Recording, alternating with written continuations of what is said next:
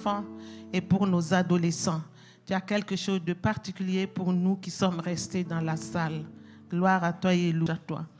Ce mois d'août, nous parlons de l'investissement dans l'évangélisation. Et nul n'ignore que tout le monde est concerné. Il n'y a pas une catégorie. C'est vrai qu'il y a les évangélistes, ceux qui ont reçu ce ministère.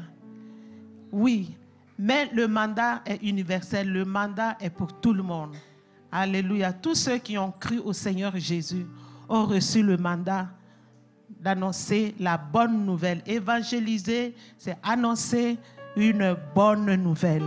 Évangéliser, c'est prêcher. Évangéliser, c'est parler à quelqu'un qui n'a pas encore connu le Seigneur. L'évangélisation englobe tout. Alléluia. Nous allons lire Luc 8, 34 à 39. Nous allons reprendre le message de ce matin. Ceux qui les faisaient paître, voyant ce qui était arrivé, s'enfuirent et répandirent la nouvelle dans la ville et dans les campagnes. Les gens allèrent voir ce qui arrivait. Ils vinrent auprès de Jésus et ils trouvèrent l'homme de qui étaient sortis les démons, assis à ses pieds, vêtu et dans son bon sens. Et ils furent saisis de frayeur. Ceux qui avaient vu ce qui s'était passé leur racontèrent comment le démoniaque avait été guéri. Tous les habitants du pays de Gérasénien prièrent Jésus de s'éloigner d'eux, car ils étaient saisis d'une grande crainte. Jésus monta dans la barque et s'en retournant. L'homme de qui étaient sortis les démons lui demandait la permission de rester avec lui. Mais Jésus le renvoya en disant, « Retourne dans ta maison et raconte tout ce que Dieu t'a fait. » Il s'en alla et publia par toute la ville tout ce que Jésus avait fait pour lui. Alléluia. Donc, nous avons reçu le mandat de présenter au monde la puissance et l'amour de Jésus-Christ. C'est la personne de Jésus que nous devons prêcher. Tout doit s'articuler autour de la personne de Jésus-Christ. La bonne nouvelle s'articule autour de notre Seigneur Jésus. Sa vie, ses œuvres, sa mort, sa résurrection et son enlèvement au ciel. Alléluia. Le Seigneur que nous connaissons par expérience, c'est celui-là que nous devons prêcher. Celui qui sauve, celui qui guérit, celui qui bénit, c'est celui qui remplit du Saint-Esprit et celui qui revient chercher l'Église. C'est celui-là que nous devons présenter autour de nous. Ce vendredi, Patrick nous a expliqué comment lui, il procède. Son évangélisation, son annonce de la parole de Dieu n'est pas basée sur la théorie, c'est du vécu. Il a connu le Seigneur, il a vécu, il a eu des expériences avec le Seigneur, expériences de délivrance dans beaucoup de choses, dans la drogue, dans l'alcool, dans l'incrédulité, dans quoi? Les mensonges, tout ce qui tourne autour de la délinquance, quoi. Et pendant des années et des années, 20 ans, plongé dedans. Et en un seul jour, il a connu la délivrance. Alléluia. Donc, il a de quoi annoncer. Ce n'est pas la théorie. Gloire à notre Dieu. Le monde actuel a besoin d'annonces de bonnes nouvelles par des expériences, comme Patrick. Notre connaissance de Dieu ne doit pas se limiter à l'intellect, mais c'est par l'expérience. Parce que quand tu parles de la bonté de Dieu, les gens de ce monde veulent que tu dises en quoi Dieu a été bon. Ça ne doit pas seulement dire, oui, Dieu est bon, mais prouve, qu'est-ce qu'il a fait pour toi pour que tu dises qu'il est bon? Quel témoignage de guérison partages-tu? Il faut que tu aies vécu cette guérison. Tout comme au temps de Jésus, avec ce récit du démoniaque que nous venons de lire, qui est un monument de la puissance et de l'amour de Jésus, une œuvre imposante de la puissance et de l'amour de Jésus, tu as quelque chose à raconter, toi aussi. Parce que tu es toi aussi un monument. Et tu peux amener d'autres personnes à l'être et à raconter à leur tour comment le Seigneur a eu pitié d'elle. Et dans ce texte que nous venons de lire, il est question d'un démoniaque qui a été délivré de ces démons, de tous les démons, de la possession démoniaque. Il était là assis au pied de Jésus. Il portait des habits dans un bon sens, alors qu'avant, il était tout à fait nu comme un ver de terre. Pendant des années et des années, aucun habit ne peut se poser sur lui. Il était comme un bébé, tout nu. Et il vivait dans les sépulcres. Il avait une maison, il avait une famille. Mais il préférait les lieux désertiques. Les sépulcres, là où il y a les sépulcres, c'est là sa demeure. Parce qu'il était possédé de plusieurs démons. Et le livre de Marc nous dit qu'il était furieux. Une personne en furie. C'est comme un ours en furie. Un ours qui a perdu ses enfants. Il ne faut pas rencontrer cet ours-là. Sinon, tu es mort. Il était très dangereux. Il était habité par une légion de démons. Une légion, c'est 6000 démons. 6000 démons qui ont élu domicile dans l'esprit de ce monsieur, dans son corps. Et qui le tenaient comme une marionnette qui faisait tout ce qu'il voulait de lui. Il ne jouissait plus de ses facultés. Et il a été délivré. Il a été délivré de ces 6000 démons. Et il est la démonstration de la puissance de Dieu. Il est la démonstration de la grâce de Dieu.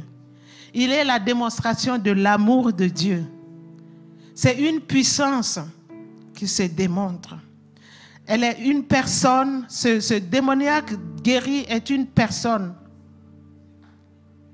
que l'on peut entendre à cause de son expérience. Il est un véritable sujet de témoignage parce qu'il a fait une rencontre avec Jésus. Et quand on rencontre la grâce de Dieu manifestée en Jésus, on ne peut pas se taire. On ne peut pas se taire. Automatiquement, des langues se délient. Et il y a un grand mouvement qui se met en route. Et ça concerne tout l'entourage. Ça peut concerner toute une ville, toute une nation. Merci beaucoup. Et nous allons voir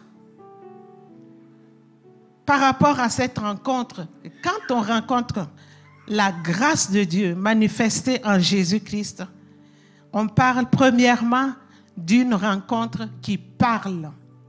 La rencontre se parle d'elle-même. Au verset 14, il est dit, la nouvelle a été répandue par des témoins oculaires, ceux qui ont assisté en live à la scène de délivrance. Ils avaient quelque chose à raconter parce que jamais personne n'avait vu cela dans cette contrée.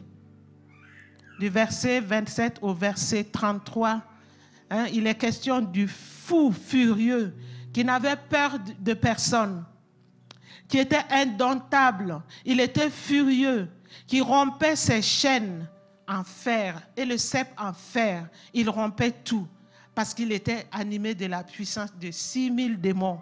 Et il vivait dans le désert, comme je l'avais dit. Et voir ce type se prosterner devant un individu qu'il nomme Jésus. Il ne le connaissait ni d'hier ni d'avant-hier, mais il le nomme. Et en plus, il commence à converser avec Jésus d'un ton suppliant, quelqu'un qui était furieux, indomptable, qui inspirait la peur. Il parle d'un ton suppliant. Et ça, c'est du jamais vu. Et ils pouvaient se demander, mais qui est cet homme qu'on appelle Jésus? Alors, ils ont assisté à un spectacle extraordinaire. La légion des démons quittait l'homme pour rendre fou leur troupeau. La légion des démons a quitté l'homme sous leurs yeux, avec l'autorisation du Seigneur. Ils ont vu que le Seigneur menaçait ces démons. Et les démons ont supplié de ne pas être envoyés dans les tourments. Ils ont demandé au Seigneur d'être dans les troupeaux de pourceaux. Et les témoins oculaires ont vu ça. Et sur ordre de Jésus, les démons ont effectivement quitté. Ils ont rendu fous les porcs qui ont péri. Et ils ont assisté, ils ont entendu l'ordre, ils ont vécu la délivrance de cet homme démoniaque en live et ils ont été témoins de la puissance, de la seigneurie et de l'amour de Jésus-Christ. Alléluia. Dans l'Ancien Testament, on parle de Rahab qui disait aux espions qui étaient venus à Jéricho pour espionner, pour aller rendre compte à Josué.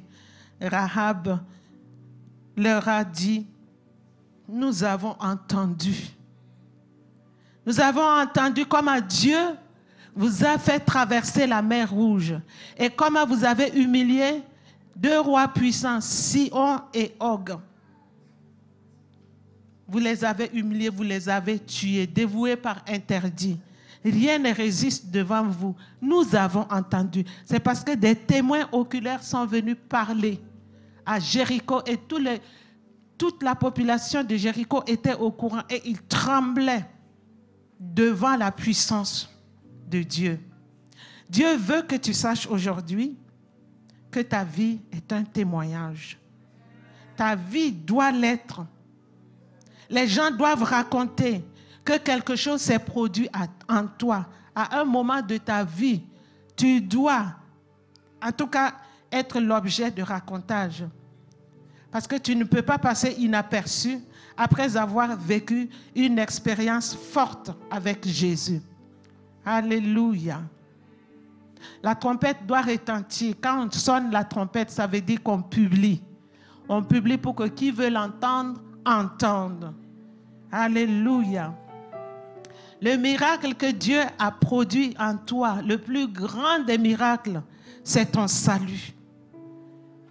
Sauver quelqu'un qui allait en enfer, sauver quelqu'un qui mentait, le changer pour que ça soit visible, il faut vraiment un miracle de Dieu. C'est le miracle le plus puissant que Dieu ait fait. Et ça doit se voir. Parce que quand tu es sauvé, la joie à l'intérieur doit se voir. L'amour que Dieu a déposé en toi doit se voir à l'extérieur.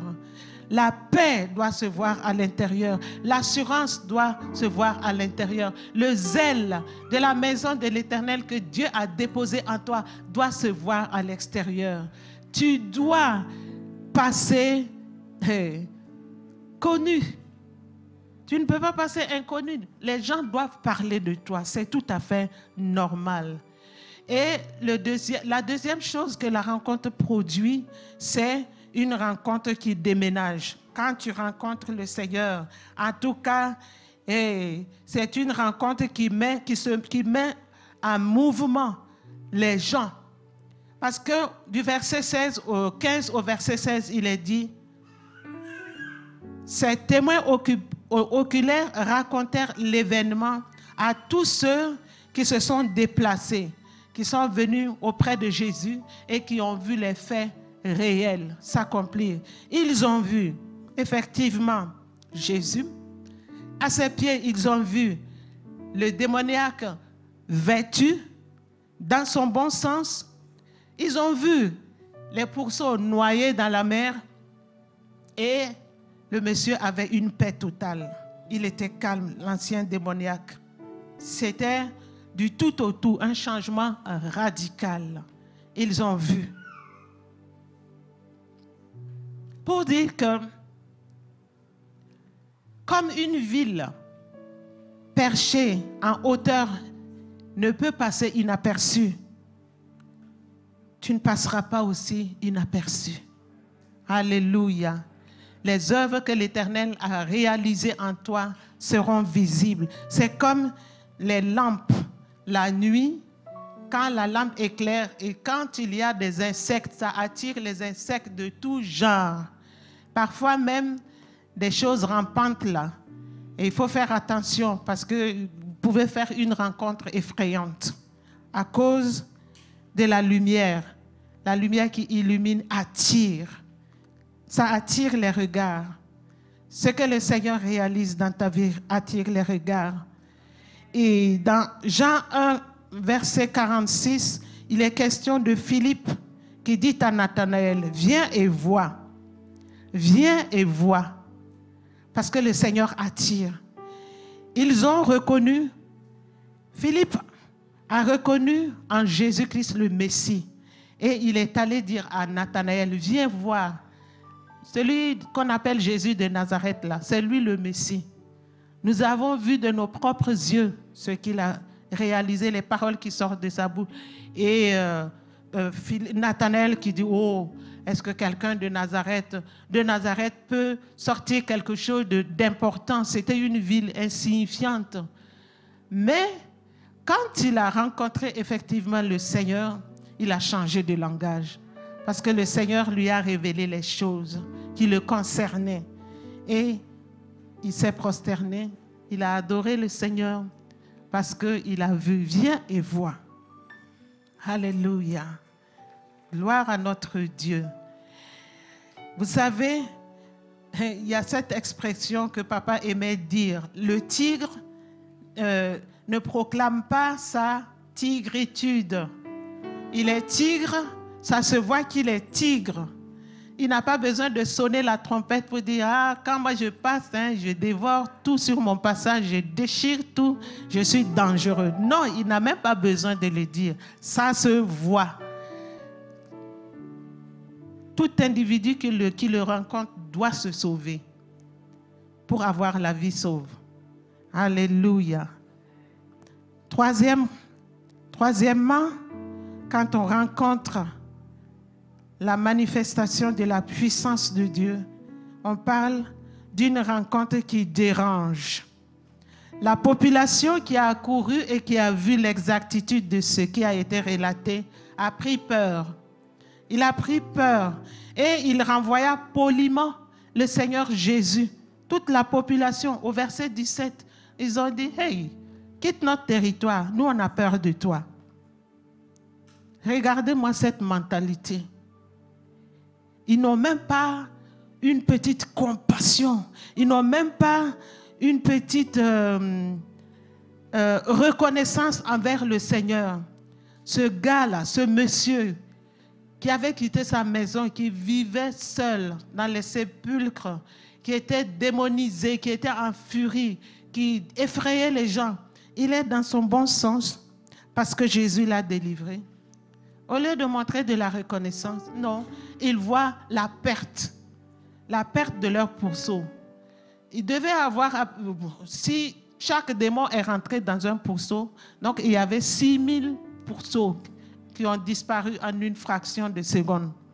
Et leur regard était sur la perte économique. Au lieu de profiter de la puissance de Dieu en personne qui était là, au lieu de sonner la trompette pour dire au village, amenez les malades, venez, amenez les fous, venez parce qu'il y a quelqu'un qui a guéri ce démoniaque-là. Non, ils étaient furieux et ils ont dit, nous on a peur de toi, ne reste pas au milieu de nous. On ne sait pas ce que tu vas nous faire encore. Hein? Tu as tué nos pourceaux, maintenant peut-être que tu vas nous dévaliser, j'en sais rien. Ils étaient cupides. Ils avaient les yeux voilés. Ils ne voyaient pas plus loin que leur nez. La grâce personnifiée est passée sous leur nez. Jésus n'a pas dit non. Hein? Il a été chassé. Donc, il est rentré dans sa barque. Vous voyez, Jésus ne résiste pas. Il frappe à la porte. Si tu entends sa voix, ouvre seulement ton cœur, il va y entrer. Alléluia. Nous pouvons voir un exemple dans Actes 16, versets 18 à 19. Les maîtres de cette servante délivrée d'esprit de Python passèrent à côté aussi de leur visitation. Une fille qui était animée d'esprit de Python, qui devinait, qui faisait rentrer de l'argent à ses maîtres. Mais ils étaient aussi voilés. Elle a été délivrée par Paul et Silas. Elle était devenue normale comme tout le monde. Au lieu de profiter de cette grâce, donner leur vie à Jésus, s'intéresser au comment et au pourquoi, et puis en bénéficier de toutes ces grâces, ils n'ont pas trouvé autre chose que de les accuser auprès des magistrats qui les ont saisis, les ont frappés, mis en prison aussi. Vous voyez, il y a des gens qui passent à côté de la grâce de Dieu. Et ce qui est encore plus fort, Jérusalem, lors de l'entrée triomphale de Jésus-Christ à Jérusalem. Hey, Luc 19, versets 41 à 49. On voit Jérusalem passer à côté de sa paix. La cité de paix, Jérusalem. Jésus, pleurant sur elle par compassion et par amour, car son peuple a endurci son cœur, attirant ainsi sur lui la colère et le jugement de Dieu. Le Fils de Dieu fait son entrée triomphale.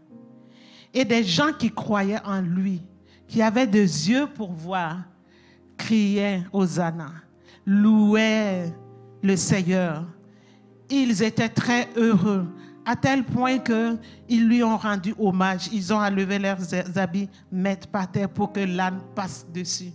D'autres ont cueilli des feuilles pour mettre sur le passage de Jésus en signe de reconnaissance. Ils ont accueilli le Seigneur Jésus comme le roi, celui qui apporte la paix, qui apporte la vie, qui apporte le salut. Ils ont eu le discernement. Mais la majorité du peuple et les chefs religieux sont passés à côté. Ils sont allés dire à Jésus, mais dis à ces messieurs-là, dis à ces gens-là d'arrêter, hein, de crier comme ça.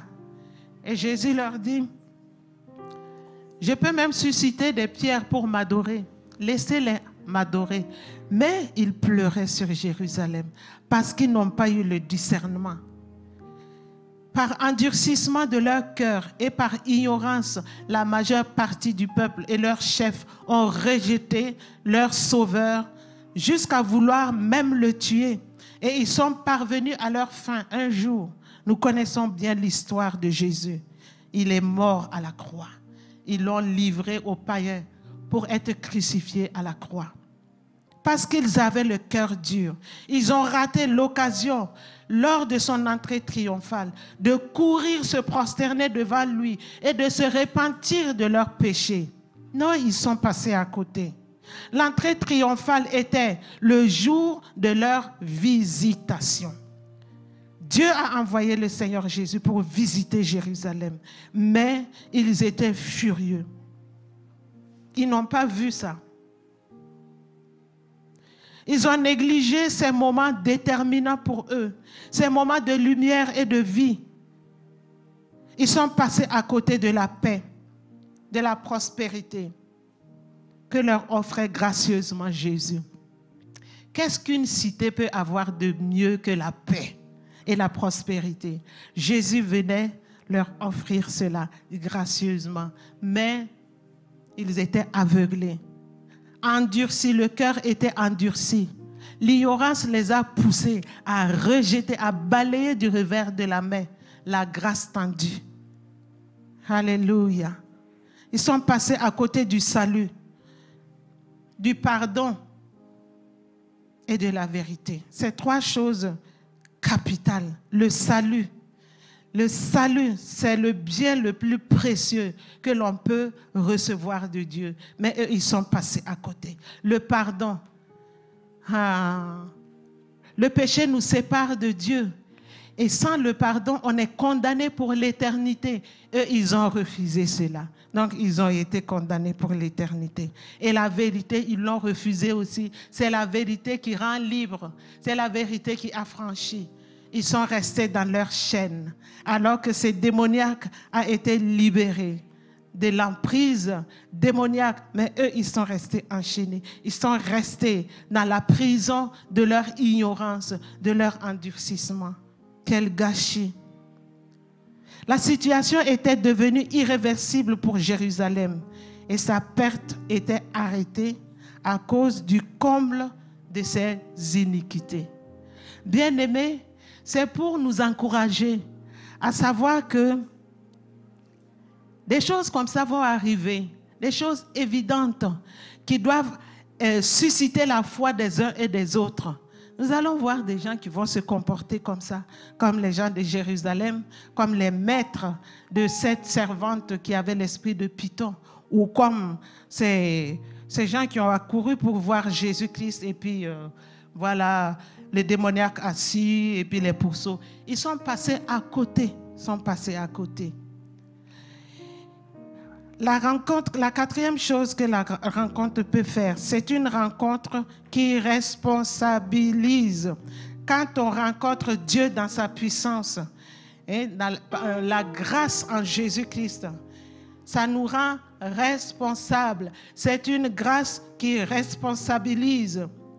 Jésus envoie en mission ce démoniaque complètement délivré. Je disais ce matin que notre Dieu, il est plein de stratégies. Beaucoup de stratégies. Et ici, il a mis une stratégie en place pour toucher cette région hellénisée. C'est une région colonisée, qui était colonisée par les Grecs. Bon, c'était une région romaine, mais dans le temps, elle avait été colonisée par les Grecs. Donc la mentalité grecque, civilisation grecque, tout est grec. Et cette région s'étendait au sud et à l'est du lac de Génézareth et qui était sous occupation romaine. Cette région était à son origine une ligue défensive formée vers l'époque de Pompée, environ en 60 avant Jésus-Christ, par 10 villes grecques pour maintenir leur constitution et leur culture contre les influences sémitiques des peuples autochtones qui les environnaient. Donc, c'était 10 villes impénétrables. Ces villes-là, c'était tellement entendu, c'était tellement soudé, c'était tellement... Ils avaient fait une carapace. C'était impénétrable. Ils devaient garder, les gens de la société, de cette contrée devaient maintenir leur culture, maintenir leur façon de penser. C'était un endroit impénétrable.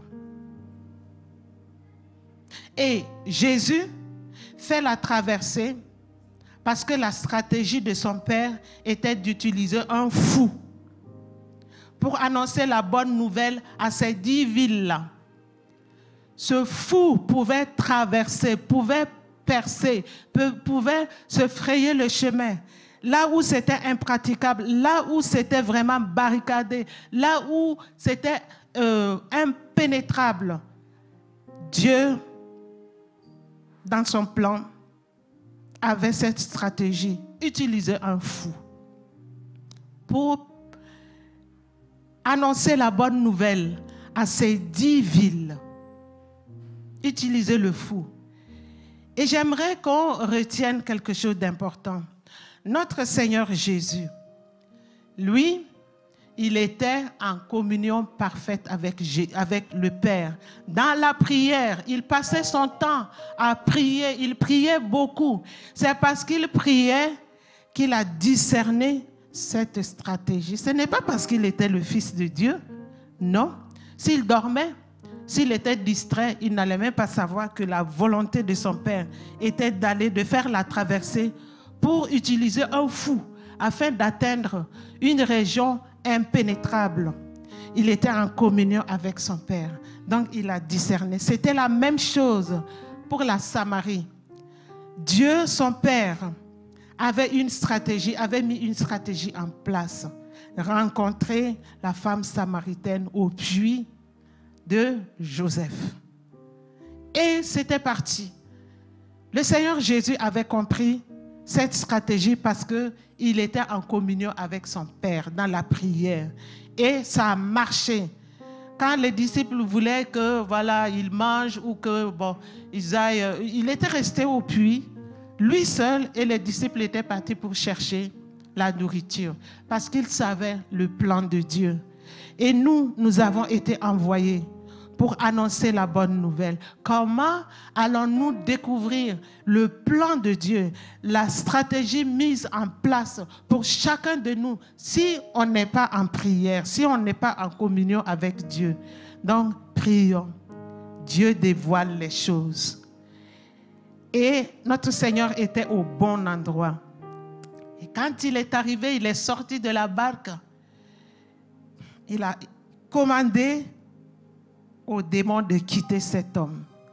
Et c'est les démons qui ont poussé l'homme à venir se prosterner devant le Seigneur pour le supplier d'un ton.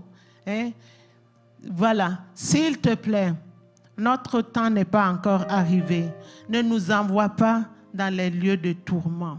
Permets-nous d'aller dans ces pourceaux-là. Et le Seigneur a exaucé leur prière de supplication. Bien-aimés, si les démons ont prié Jésus avec supplication et Jésus les a exaucés, à plus forte raison, nous, ne devons-nous pas prier, insister? Nous avons du prix, de la valeur à ses yeux. Alors il va nous répondre. Pourquoi se taire? Pourquoi ne pas prier? Les démons ont prié et Dieu a exaucé. Alors prions aussi pour recevoir les exaucements. Je ne sais pas qu'est-ce que tu as comme problème, qu'est-ce que tu veux que Dieu fasse pour toi. Prie, prie, prie et il va exaucer. Alléluia. Et après la délivrance de ces démoniaques, il a voulu rester auprès de Jésus. Quoi de plus normal? Parce qu'il était tourmenté. Et quelqu'un l'a délivré. Il voulait rester en sécurité, peut-être, auprès de Jésus. C'est pour ça qu'il voulait rentrer dans la barque. Il lui a demandé, est-ce que je peux venir avec toi? Mais Jésus lui dit, non, ne viens pas avec moi. Retourne dans ta maison. Annoncer ce que le Seigneur a fait pour toi. Parce que Jésus connaissait sa mission. Il avait pris le bateau là, spécialement pour venir mandater un fou. Alléluia. Le mandat, c'était destiné à un fou. Il savait qu'après la délivrance de ce fou, il allait être fougueux, il allait être un monument, il allait être un parfait évangéliste. Alléluia. Parce que son expérience parle. Il était fou et il est délivré. Il a de quoi annoncer. Comme Patrick a de quoi annoncer. Comme toi, tu as de quoi annoncer. Tu as quelque chose à annoncer. Alléluia. Jésus a vu en lui un potentiel évangéliste, un grand monument, un grand évangéliste, mandaté pour évangéliser dans 10 villes. Ce n'est pas une ville, ce n'est pas 2 villes, c'est 10 villes. Ce n'est pas des petites villes, ce n'est pas un travail de 1 jour, c'est un travail de longue haleine. Ce n'était pas en avion ou en voiture ou en dos de chevaux, c'était à pied. Alléluia. Il lui dit d'aller publier très haut ce que Dieu a fait pour lui. Parce que le terrain était propice à l'évangile. Dans certaines situations, après une délivrance, le Seigneur disait, chut, ne dis rien à personne. Mais ici, il lui dit, va, publie, annonce partout ce que le Seigneur a fait pour toi. Et dis comment Dieu a eu pitié de toi. Parce que c'était un terrain neutre. Il n'y avait pas de gens jaloux de Jésus. Il n'y avait pas de gens qui raisonnaient. Il n'y avait pas de gens qui étaient là pour contrer le ministère de Jésus et pour dire que oui, on va t'avoir parce que tu fais ça, organiser tout leur complot contre lui. Là-bas, il n'y a pas ça. C'était un terrain propice et il n'y avait pas meilleure personne qu'un fou délivré. Parce que Jésus ne pouvait pas compter sur ceux qui étaient des témoins oculaires. Les témoins oculaires, eux, ils étaient basés sur quoi? Sur le miracle, sur du jamais vu, sur du sensationnel, sur des choses, extraordinaires. Ils n'ont pas vu Jésus, hein? Leur regard n'était pas tourné vers Jésus. Et si Jésus les envoyait pour annoncer dans la Décapole, quel message ils allaient donner? Ils vont dire, comme certaines personnes, venez à Jésus, vous allez vous marier. Venez à Jésus, vous allez avoir les papiers. Venez à Jésus, vous allez manger. Venez à Jésus et tous vos problèmes vont partir. Et les gens sont contents. Ah, ils donnent des miracles, ils donnent des bénédictions. Venez, il y a des bénédictions. Là, les gens viennent, ils expérimentent les bénédictions. Et si par malheur, les bénédictions sont éphémères, c'est foutu. Quand la bénédiction s'en va, bye bye. Oh, votre Jésus là, votre église là, voilà, c'est pas ce genre d'évangélisation que Dieu nous demande. Nous devons parler de la personne de Jésus. Qui est Jésus? Celui qui délivre, celui qui sauve, celui qui bénit. C'est le propriétaire de toutes choses. Il a le pouvoir sur tout. Il a reçu le pouvoir sur la terre, dans les cieux, sur tout. Il a reçu le nom le plus élevé, le plus glorieux. Alléluia. C'est lui, c'est vers lui qu'il faut amener les gens. Et même dans l'église, quand les gens ont des problèmes, il faut les amener à la croix. Parce que c'est à la croix qu'il y a la solution. Ah, venez à moi, je suis fort, je jeûne beaucoup. Moi, je vois Dieu, hein? J'entends Dieu parler. Il ne faut pas aller de l'autre côté. Venez à moi, s'attribuer toute la gloire. Non, il ne faut pas ça. Amenez les gens, conduisez les gens à Jésus. Ils vont faire des expériences personnelles avec Jésus. Comme ce démoniaque a fait des expériences personnelles avec Jésus. C'est valable dans l'église, c'est valable pour les païens aussi. C'est vers Jésus qu'il faut aller. Alléluia. Sinon, ils vont repartir dans le monde comme ils sont venus. Et Jésus ne pouvait pas compter non plus sur les personnes qui avaient accouru et qui avaient constaté les choses. Leur regard aussi s'est fixé sur le démoniaque qui est guéri. Ils étaient étonnés. Ce n'est pas possible. C'est lui. Ah mais dis donc, waouh, c'est du sensationnel aussi.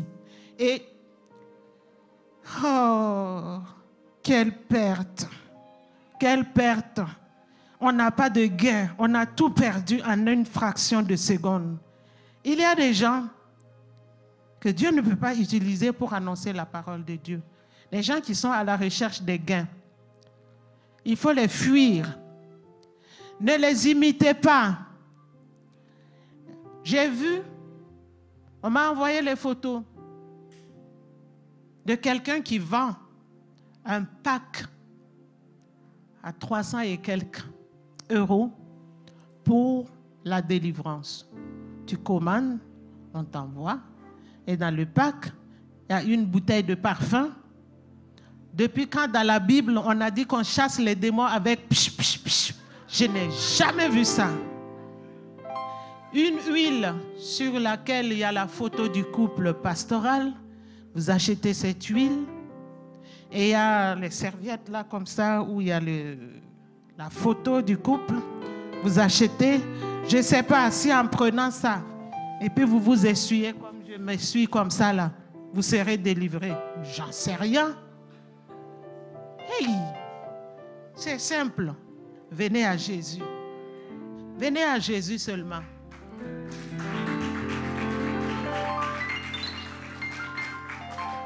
Donnez-moi ces 350 €. Venez me donner. Il y a des choses à faire ici. On a besoin d'équiper l'église. Ne jetez plus votre argent à la fenêtre. Amenez, El Shaddai en a besoin.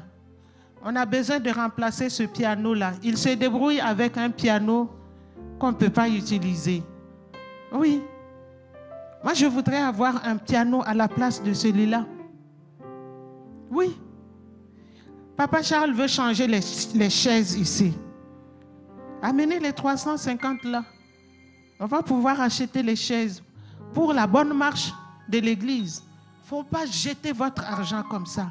Venez à Jésus tout simplement. Alléluia. Il donne, il rencontrera tous vos besoins. Racontez-lui vos problèmes. Faites de lui votre ami, votre confident. Dites tout à Jésus et il vous apportera le salut, le secours dont vous avez besoin. Alléluia. Le démoniaque délivré était le type de vrai évangéliste. Celui qui parlera de Jésus autour de lui, qui attirera les regards de la décapole, les 10 villes vers Jésus, qui donnera gloire à Dieu parce que quand les gens vont le voir, entendre son témoignage, quand il va les attirer vers Dieu, ils vont donner gloire à Dieu. Parce que qu'est-ce qu'un fou peut faire? Il ne peut pas se délivrer. On ne peut pas dire, ah oui, c'est parce que tu étais bien, c'est parce que bon, tu étais d'une certaine classe que tu as été délivré. Mais non, toute la gloire va revenir à Dieu. Personne d'autre que le démoniaque lui-même ne pouvait mieux parler de la personne de Jésus, de ce que Dieu a fait pour lui. Personne d'autre, comme la femme samaritaine, elle est allée dire à toute la ville, venez voir, ça doit être le Messie. Il m'a tout dit. Parce que c'est par expérience. Alléluia. Ça doit être le Messie, venez le voir. Donc là, l'ancien démoniaque, il a obéi simplement à la parole de Dieu. Et il est allé accomplir sa mission. D'abord dans sa maison, puis dans toutes les villes. Les 10 villes. Il était passionné pour Christ. Il avait de l'enthousiasme à cause de l'expérience qu'il a vécue. Alléluia. Il était plein. C'est comme si on lui avait mis des vitamines. C'est comme si on l'avait rechargé ses batteries. Il pouvait démarrer à 200 à l'heure. Alléluia. Parce qu'il était plein de dynamisme. Et il était prêt à payer le prix. Parcourir 10 villes. Pour annoncer la parole de Dieu partout, ce n'est pas donné. Hein? Ce n'est pas donné. Ce n'est pas les gens qui aiment leur confort. C'est-à-dire que moi, je n'ai pas encore ça, alors j'attends avant de m'engager. C'est-à-dire que mon enfant, bon, il est encore petit, il faut comprendre quoi. Je dois le mettre au lit à telle heure.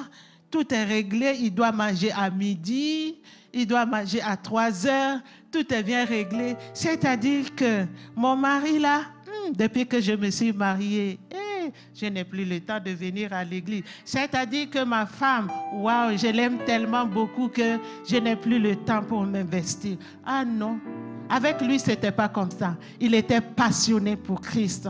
Il était plein d'enthousiasme. Il trouvait du temps. Il était prêt à payer le prix. Alléluia. Et ça a dû être un travail de longue haleine. Ce n'était pas un travail bâclé.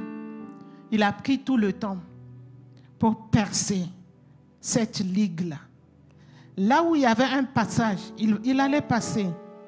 Parce que les villes étaient diamétralement opposées aussi. Hein. Ce n'était pas facile d'accéder à toutes ces villes. Mais il est allé. L'expérience du vécu donne du zèle, comme je l'ai dit.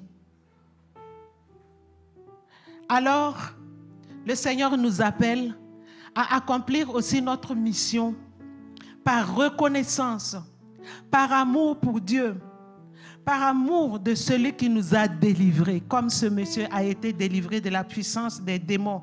Nous aussi, nous avons eu des expériences de délivrance. Alléluia. Oui, parce qu'il nous a donné aussi la puissance pour faire de nous des témoins partout, dans le monde, dans notre Jérusalem à nous, dans notre maison. C'est dans notre maison qu'on doit témoigner, parce que nous avons bénéficié de la grâce de Dieu. Nous devons raconter dans nos propres maisons comment le Seigneur a eu pitié de nous.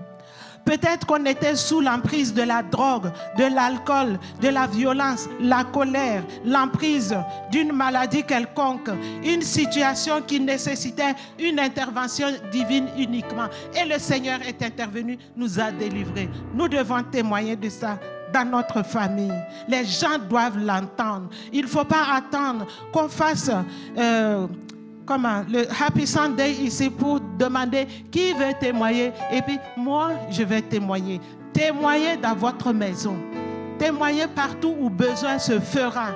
Témoignez ce que le Seigneur a fait pour vous. C'est ça que Dieu a demandé aux démoniaques. Et c'est la même mission que Dieu nous confie. Alléluia. Ah, tu étais peut-être dans la dépression nerveuse et tu avais des idées suicidaires. Rien n'allait t'arrêter dans ton plan, mais le Seigneur a eu pitié de toi. Tu es encore en vie. Tu es délivré de la dépression. Tu as été rejeté par ta famille. C'était grave pour toi. Et le Seigneur t'a délivré. Il t'a guéri de toutes ces blessures d'enfance. Tu as été délivré de n'importe quelle chaîne dans laquelle tu étais vraiment attaché. Peut-être que quelqu'un est passé même par la folie. Je disais ce matin que la science a donné des noms à la folie. Au lieu de dire que tu es fou, on va donner des noms scientifiques. Mais c'est de la folie.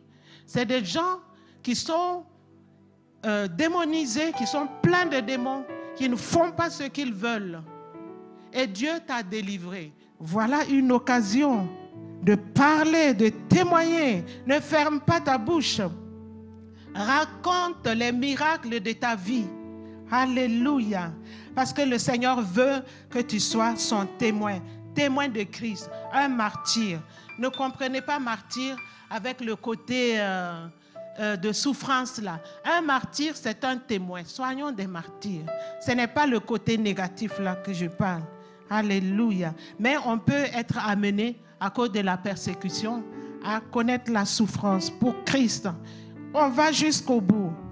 Si tu as éprouvé les effets de la puissance de Dieu, témoigne. Si tu as éprouvé les effets de son amour, témoigne. Si tu as éprouvé les effets du salut en Jésus-Christ, témoigne. Parce que tu es un témoin. Et tu dois le proclamer haut et fort, comme le Seigneur a dit. Va publier. Publions au nom de Jésus-Christ, notre Seigneur. Nous tendons tout doucement vers la fin de notre message. Et nous allons voir dans Josué 3 et 4 la traversée du Jourdain par le peuple de Dieu. La traversée, c'était une forte expérience qui allait consolider leur foi pour qu'ils disent, ouais, comme on a pu traverser le Jourdain là, le territoire de Canaan, c'est à nous. Qu'est-ce qui peut résister devant nous encore? Parce que le Jourdain était en plein cru. Il y avait la fonte du mont Hermon qui avait fait déborder le Jourdain de 1 kilomètre. L'eau était sortie de son lit de 1 kilomètre. Et ils devaient faire la traversée pour aller conquérir Canaan. Alors, leurs ennemis, ils étaient là en train d'observer. Ce n'est même pas la peine de leur faire barrage ou Parce qu'ils ne pourront pas traverser. Ça ne sert à rien. Il faut être fou pour vouloir traverser le Jourdain à cette époque-là. Mais Dieu a fait traverser son peuple, a démontré sa puissance. C'était la puissance d'un Dieu, le Dieu créateur, le Dieu puissant et le Dieu fort. Alors, le témoignage était puissant. Et pour garder ce souvenir, Dieu a dit aux chefs, aux 12 tribus, les chefs des 12 tribus, que chaque chef prenne une pierre du milieu du Jourdain pour faire un monument dans leur camp à Gilgal, pour que ce monument serve de témoignage de la puissance de Dieu. Et que les enfants apprennent à craindre Dieu, comme les nations tout alentour ont eu à craindre Dieu en apprenant que le peuple de Dieu a pu traverser le Jourdain. Alléluia. Et ce démoniaque, il a eu une pierre, il a un monument, une pierre qui est sortie du Jourdain et qui est devenue un monument du témoignage. Alléluia. Pour que les gens apprennent à craindre Dieu, pour que les gens apprennent à faire confiance en Dieu, pour que les gens viennent se prosterner devant Dieu, pour lui confier leur vie. Toi aussi, tu es un monument. Toi aussi, tu es une pierre sortie du Jourdain. Alléluia. Tu n'es pas n'importe qui. Pour édifier le corps, pour participer à l'édification du corps de Christ. Tu as ta place. Tu es une pierre qui montre la puissance de Dieu. Tu es une pierre qui montre l'amour de Dieu. Tu es une pierre qui montre la grandeur de Dieu. Pourquoi te taire? Ne te tais pas. Publie les hauts faits de Dieu. Publie comment Dieu a eu pitié de toi. Et tu vas voir, le royaume de Dieu va s'agrandir. Nous sommes au 21e siècle. Quand tu arrives, tu commences à dire, c'est-à-dire que Dieu est amour, ça c'est vrai. Tu racontes le salut en Jésus, ça c'est vrai et tout. Et les gens du 21e siècle sont habitués à l'expérimentation. Tout ce qui est rationnel là, non, tout ce qui est irrationnel ne les intéresse pas. Ce sont des gens rationnels. Ils ont besoin de la démonstration dans tout ce que tu dis. Alors, n'aie pas peur de dire ce que Dieu a fait pour toi. Ah oui, c'est-à-dire que je me suis mariée, j'ai fait 5 ans, j'ai fait 10 ans, j'ai fait 20 ans, je n'arrivais pas à avoir d'enfants. J'ai été partout. On a fait toutes sortes d'examens, insémination, rentrer ici, sortir par là. Je n'ai pas eu d'enfants. Mais quand je me suis mise à genoux et j'ai demandé le renfort à l'église, on a prié pour moi, on a prié avec moi. Dieu a fait grâce et j'ai eu un enfant. Voilà un témoignage. Alléluia. J'étais couchée, condamnée par la science. Cancer, stade terminal. On m'avait renvoyé à la maison, soins palliatifs, et tout le monde attendait. On commençait à calculer comment, faire les obsèques et puis tout. Mais Dieu a eu pitié de moi. J'ai placé ma confiance en Dieu. J'ai demandé de l'aide dans la prière. Nous avons levé nos regards vers Dieu. Dieu a eu pitié de moi. Voilà, je suis un témoignage vivant de la puissance de guérison. Les gens ont besoin de ça. Même si parmi eux, il y a des incrédules, comme nous avons vu là, qui passent à côté de la bonté de Dieu. En tout cas, votre responsabilité sera dégagée parce que vous avez parlé. Si eux, ils ont rejeté, à cause de l'endurcissement de leur cœur, votre responsabilité n'est pas engagée. Mais si vous vous taisez, votre responsabilité va être engagée. Imaginez-vous, votre voisin de palier se retrouve en enfer. Il va vous pointer. il va vous dire, pourquoi tu ne m'as pas parlé? Pourquoi tu ne m'as pas parlé de l'amour de Dieu? Pourquoi tu ne m'as pas dit qu'il y a l'enfer? Pourquoi tu ne m'as pas dit que je suis séparé de Dieu? Pourquoi tu ne m'as pas dit de donner ma vie à Dieu? Pourquoi tu ne m'as pas témoigné? C'est de ta faute. Ton mari peut le dire aussi. Ton collègue peut t'accuser aussi devant Dieu. Pourquoi tu t'es tu? Tu le savais, mais tu ne m'as rien dit. Si tu m'avais dit, j'allais devenir chrétien, j'allais donner ma vie, j'allais avoir la vie éternelle. Mais tu ne m'as rien dit. Publiez les grâces de Dieu, publiez les hauts faits de Dieu et vous serez richement bénis. Alléluia. Que Dieu bénisse la méditation de sa parole au nom de Jésus. Gloire à toi et louange à toi.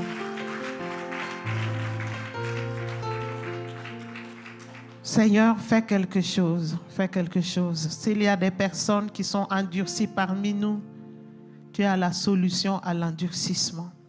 S'il y a des personnes qui hésitent encore, tu en as la solution.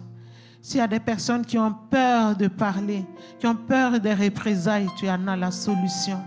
Tu as fait tellement de grandes choses dans notre vie et tu nous demandes seulement de les partager, comme ce fou de Gadara.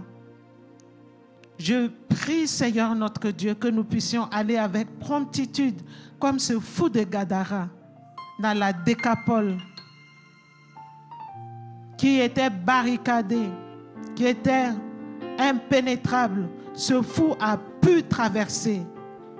Par son témoignage, il a gagné une multitude de personnes au salut. Nous voici. Nous sommes prêts à faire la même chose. Fortifie-nous, encourage-nous, marche avec nous, conduis-nous et nous te donnerons toute la gloire au nom de Jésus-Christ, notre Seigneur et notre Sauveur. Amen. Amen. Amen.